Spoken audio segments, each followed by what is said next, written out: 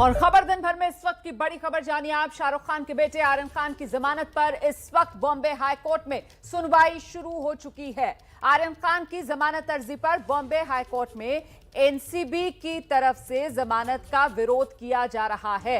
इस वक्त की बड़ी खबर जानिए आप। एनसीबी ने शाहरुख खान के बेटे आर्यन खान की जमानत का विरोध किया है। जाहिर सी बात है एनसीबी को यही पक्ष लेना था और वही एनसीबी की तरफ से लिया जा रहा है। एनसीबी की तरफ से दलील दी जा रही है ड्रग्स नेटवर्क की जांच अभी जारी है। एनसीबी लगातार निचली अदालतों से शाहरुख खान के बेटे आर्यन खान की भूमिका को इस पूरे मामले में एक बड़े रैकेट से जुड़ा हुआ बता रही है और इसी आधार पर अब बॉम्बे हाईकोर्ट के सामने भी एनसीबी की तरफ से यही दोहराया जा रहा है कि पूरे मामले में ड्रग्स रैकेट की जांच जारी है। बिल्कुल, तो आर्यन खान की जमानत याचिका जो कि हाई कोर्ट में चल रही है, उस पर एनसीबी का कहना है कि अगर जमानत दी गई आर्यन खान को तो वो गवाहों को प्रभावित कर सकते हैं। तो इस पूरे मामले की सुनवाई बॉम्बे हाई कोर्ट में इस समय चल रही है। एनसीबी ने आर्यन खान की जमानत का विरोध किया है। उनका यही कहना है कि अगर आर्यन खान को जमानत मिलती है तो बाहर निकलकर, क्योंकि रसूखदार पिता के बेटे हैं, तो वो गवाहों को प्रभावित कर सकते हैं। बॉम्बे हाई कोर्ट में जस्टिस सावरे की बेंच में ये पूरी सुनवाई चल रही है। आर्यन खान की जमानत का विरोध लगातार एनसीबी के वकीलों के द्वारा किया जा रहा है। वकील मुकुल रोहतगी जो हैं वो आर्यन खान की तरफ से पेश हुए हैं। तो बॉम्बे हाईकोर्ट में एनसीबी ने अपना जवाब दाखिल कर दिया है और जवाब दाखिल करके एनसीबी की तरफ से यही कहा जा रहा है कि आर्यन खान को जमानत नहीं मिलनी चाहिए। एनसीबी कह रही है कि अभी इस पूरे ड्रग्स रैकेट की जांच जारी है। एनसीबी कह रही है कि अगर इस मोड़ पर आर्यन खान को जमानत मिल जाती है तो फिर आर्यन खान क्योंकि रसूखदार पिता के बेटे हैं, इस वजह से इस पूरी जांच को प्रभावित किया जा सकता है, गवाहों को प्रभावित किया जा सकता है। ये प्ली, ये स्टैंड जो एनसीबी की तरफ से लिया गया है। इससे पहले एनसीबी निचली अदालतों में भी ये बात दोहराती आई है कि आर्यन खान या फिर किसी भी आरोपी की भूमिका को इस मामले में अलग अलग करके नहीं देखा जा सकता। तमाम आरोपियों के तार एक दूसरे से जुड़े हुए हैं और ये पूरा मामला एक बड़े अंतर्राष्ट्रीय ड्रग्स रैकेट से जुड़ा हुआ है। तो अब एनसीबी बॉम्बे हाई कोर्ट में भी यही स्टैंड लेते हुए हम सीधे आपको लेकर चलते हैं। मेरे साथ मेरे सहयोगी जितेंद्र दीक्षित इस वक्त मौजूद हैं और मृत्युंजय इस वक्त मौजूद हैं कोर्ट के बाहर, बॉम्बे हाई कोर्ट के बाहर, जहां इस वक्त ये मामला चल रहा है। पहले आपको जितेंद्र दीक्षित के पास लेकर चलते हैं और जानते हैं जितेंद्र दीक्षित से कि कमोबेश वही दलील जो एनसीबी की तरफ से निचली अदालतों में रखी गई अब बॉम्बे हाईकोर्ट के सामने रखी जा रही है आर्यन की जमानत के विरोध में। जी हाँ, बिल्कुल। जो निचली अदालत जो कि मजिस्ट्रेट के कोर्ट में जो तमाम बातें रखी गई थी, उसके बाद में जब वहां से जमानत खारिज हुई और जब ये मामला एनडीपीएस की विशेष अदालत में सामने आया तो वहां पर जो तर्क रखे गए थे वो तमाम बातें अब बॉम्बे हाई कोर्ट में भी रखी गई हैं आर्यन खान की जमानत अर्जी का विरोध करने के लिए। और इस मामले में जो एनसीबी ने अपनी रिप्लाई फाइल की है, इसके आधार पर जब मामला सुनवाई के लिए सामने आएगा तो दोनों पक्षों के बीच में जो है जिरह होगी। और ये जरूरी नहीं है कि आज ही के दिन अदालत कोई फैसला सुना दे, हो सकता है कि आगे की किसी तारीख के लिए या कल तक के लिए ये पूरा मामला टल जाए। जी बिल्कुल ठीक है जितेंद्र दीक्षित, आप बने रहिए। मृत्युंजय भी हमारे सहयोगी जुड़ गए हाईकोर्ट के बाहर से। मृत्युंजय, आपसे जानना चाहेंगे कि लगातार जिस तरीके से गवाह जो पंच है वही होस्टाइल हो गया है, उसमें से एक प्रभाकर जो बड़ा गवाह बनाया था एनसीबी ने, क्या उस मामले को भी आर्यन खान के वकीलों के द्वारा यहां पर रखा जाएगा?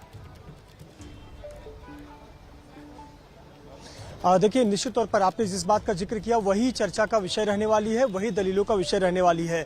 आपको बता दें कि एनसीबी ने सेशंस कोर्ट में 2 याचिकाएं की थी। एक समीर वानखेड़े की निजी याचिका थी और दूसरा एनसीबी ने इस केस के संदर्भ में याचिका की थी। उनका यही कहना था कि इसमें गवाहों को प्रभावित किया जा रहा है, दबाव डाला जा रहा है, इसका राजनीतिकरण करके कहीं न कहीं दबाव बनाकर इस केस को प्रभावित किया जा रहा है, जो आगे हमारे इन्वेस्टिगेशन को हैम्पर कर रहा है। यही दलील देते हुए याचिका की गई है। और आपको बता दें कि यहाँ आर्यन खान के मामले पर जब सुनवाई होनी है, इस पर एनसीबी ने 38 पन्नों का रिप्लाई फाइल किया है। और आपको बता दें कि 38 पन्नों में अगर मोटा मोटी हम मुद्दों की बात करें तो सबसे बड़ा मुद्दा एनसीबी ने यही उठाया है कि कहीं न कहीं गवाहों को प्रभावित किया जा रहा है। प्रभाकर सैल का जिक्र किया गया है कि उनके एक गवाह को, जो कि इंडिपेंडेंट विटनेस है, उसको प्रभावित किया गया है, वो होस्टाइल हो गया है।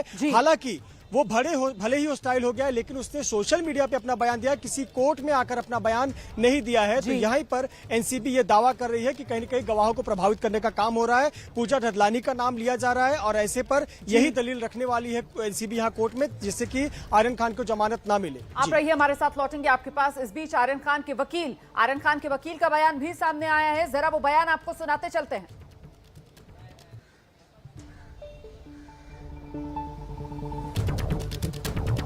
और हम बता दें इस समय की बड़ी खबर जो है वो आर्यन खान के वकील का क्या कहना है वो आपको बता देते हैं। बॉम्बे हाई कोर्ट में आर्यन खान के वकील ने हलफनामा दायर किया है। प्रभाकर के हलफनामे का केस से कोई लेना देना नहीं है। मैं एक बार फिर रुक करना चाहूंगी मृत्युंजय का। मृत्युंजय, वकील ये कह रहे हैं कि प्रभाकर के जो बयान है उसका कोई लेना देना नहीं है इस केस से। दूसरी तरफ ये भी कहा जा रहा है एनसीबी की तरफ से कि इंटरनेशनल सिंडिकेट में इनका हाथ है आर्यन का। क्या कोई साक्ष्य एनसीबी के द्वारा प्रस्तुत किया गया है इसको सच साबित करने के लिए?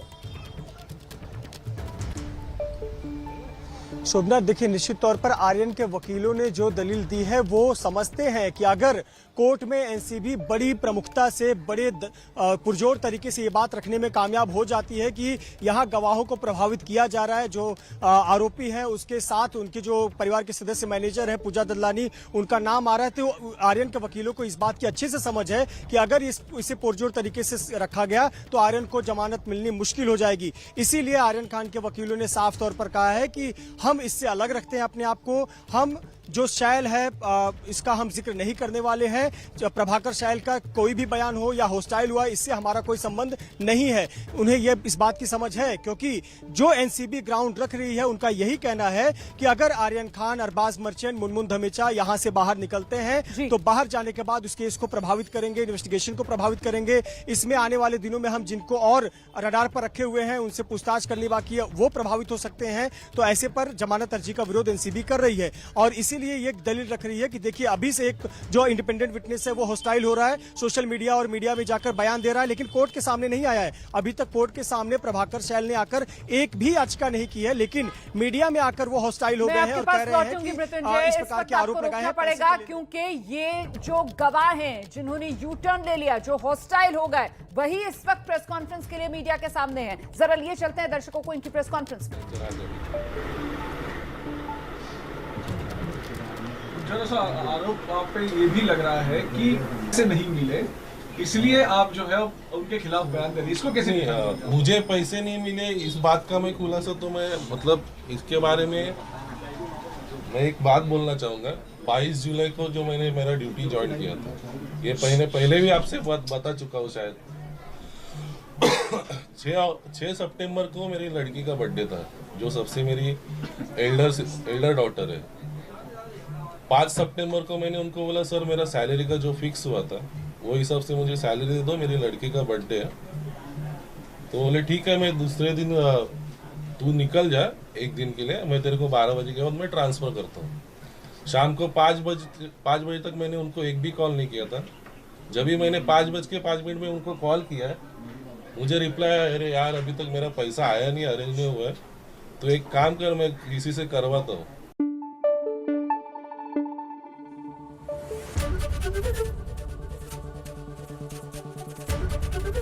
एबीपी न्यूज आपको रखे आगे।